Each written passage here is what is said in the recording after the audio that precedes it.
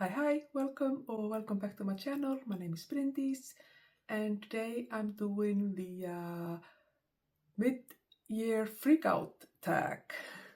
So this is a tag that I've usually done every year, and this year I was actually tagged by Nikki at my messy bookshelf. So thank you for tagging me and reminding me that I actually want to do this tag. I really do enjoy kind of doing a little bit of a mid-year reflection. We're not quite sure who created this tag originally. If you do know, please leave that in the comments. But yeah, so there are, I think, 13 prompts, and let's just get right to it. I do have it written down here on the screen behind you. So that's, if I'm looking away, that's where I'm looking. So number 1, best book you've read so far in 2026.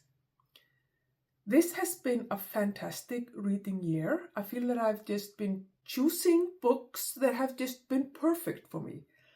So at the moment, I cannot choose which one is the best. A few that I can mention is A Day of Fallen Night by Samantha Shannon. Fantastic. Perfect. The perfect epic fantasy. Project Hail Mary. The Last Chronicle of Barset was my favorite in the Barsetshire Chronicles by Anthony Trollope. Really, really good. The Stand by Stephen King. Fantastic. The Nightingale, Kristín Hanna. And I'm currently almost done with Lonesome Dove by Larry McMurtry. So those are just a few. I could probably name more that have just really captured me, but there are just, I have no idea if I will be able to choose my favorite book of the year at the at the end of the year, because yeah, I think this is because I'm reading books, because I'm reading a lot of books from my bookshelves, and I decluttered and culled my book collection, my unread book collection, a lot. So the only books that are left there are books that I kind of really want to read and feel confident that I would enjoy. And also the other books that I'm choosing are just books that I'm like, yeah, I think I will like this. So yeah, it's not surprising, I suppose, that I love these books so very much. The best sequel you read so far in 2026, number 2. So for me, yeah, definitely The Last Chronicle of Barset by Anthony Trollope, which is the 6th book in the Barsetshire Chronicles. But I loved all of them, the entire series. Obviously also A Day of Fallen Night, which is, or technically it's a prequel to Priory of the Orange Tree. Yeah, I also read Empire of the Dawn by J. Christoph, which is a 3rd book in his Empire of the Vampire series, trilogy. Fantastic. So yeah, but I think Barsetshire is just really good books, and that book is definitely my favorite. Number 3, new release you haven't read yet but want to. So I don't really keep up with new releases. I was looking forward to Empire of the Dawn by J. Christoph.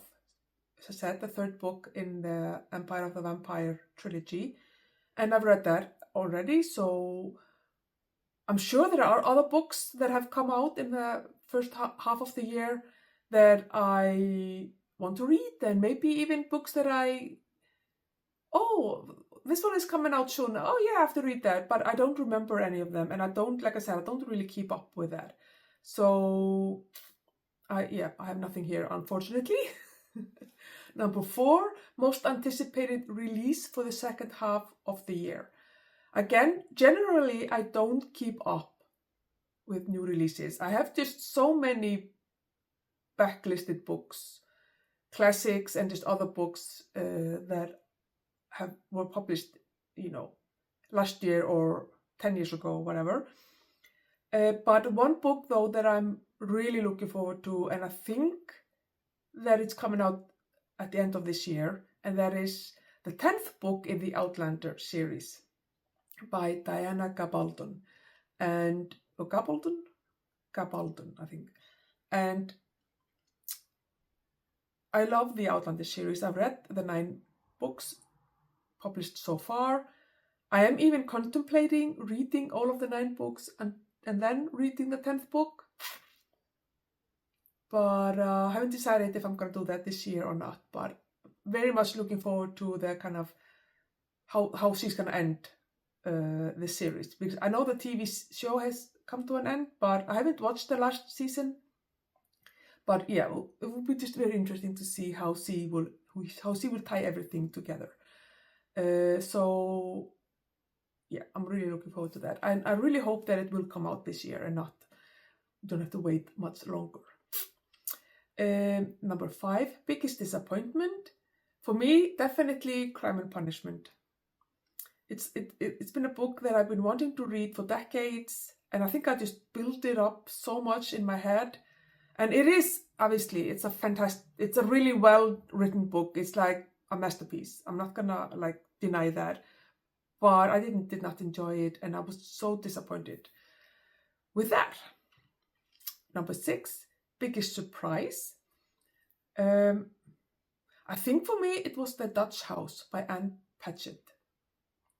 I had never read anything by her, and obviously I knew about her, and she's she's a really well-known, beloved author.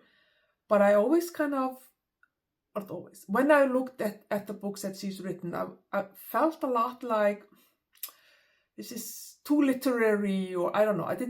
They didn't call to me. And then I was taking part in Audio Miles, the reading event here on BookTube, and they chose The Dutch House, and so I figured why not, and I absolutely loved it. I mean, the audiobook was fantastic, narrated by Tom Hanks, but just the writing, everything about it was fantastic. So I'm definitely going to be reading more by Anne Patchett. But yeah, it was a big surprise because I really honestly didn't think necessarily I would love it. I mean, I thought I was probably gonna like it well enough, but I wasn't sure that I was actually gonna love it. So very happy about that. Number 7, favorite new author. So this could be a debut author or a new to me author. And my favorite new to me author is Anthony Trollope. I started reading him earlier this year, and I love him. I love his writing. I love his kind of style of his writing style as well. And obviously I've read 6 of his books, which is all of the books in the Barsetshire Chronicles. So I don't know if I'm going to enjoy other series and his standalones as much. But so far he is just an absolute favorite of mine. And yeah, I'm really enjoying him. Number 8, newest fictional crush. Well, Rocky, obviously. Number 9, newest favorite character.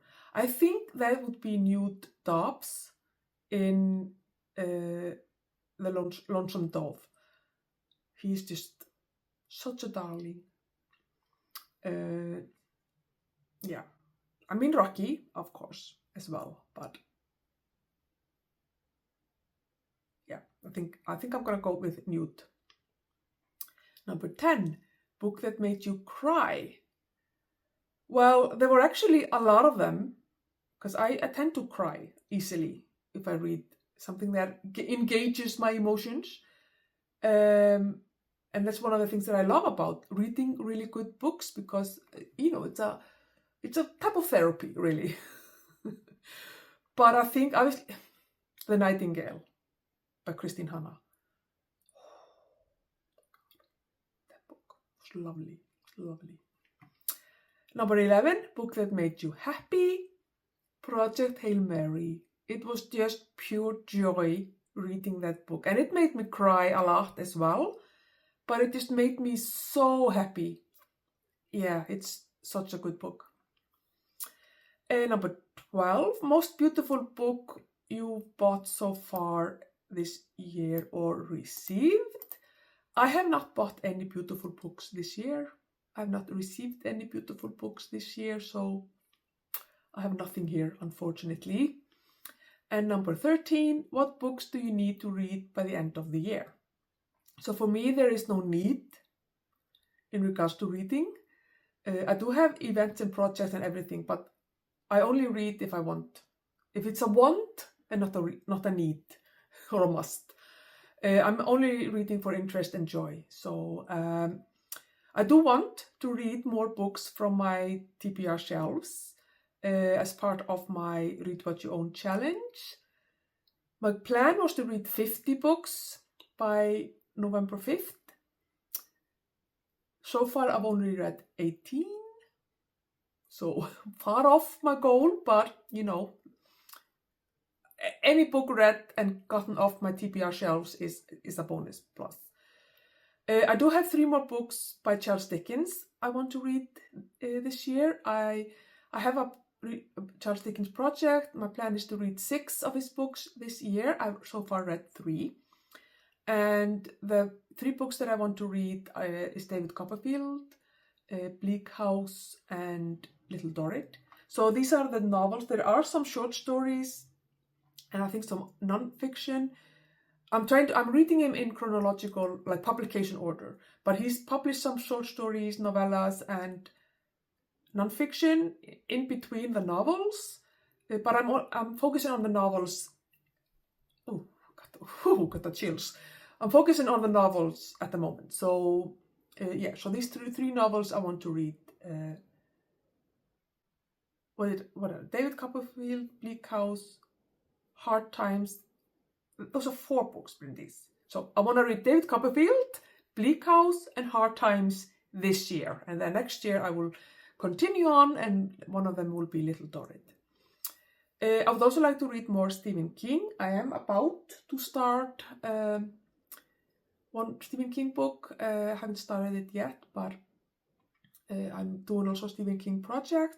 I have a couple of books by him that I have on my shelves that I want to also read this year, but I feel that Stephen King is more of a mood read.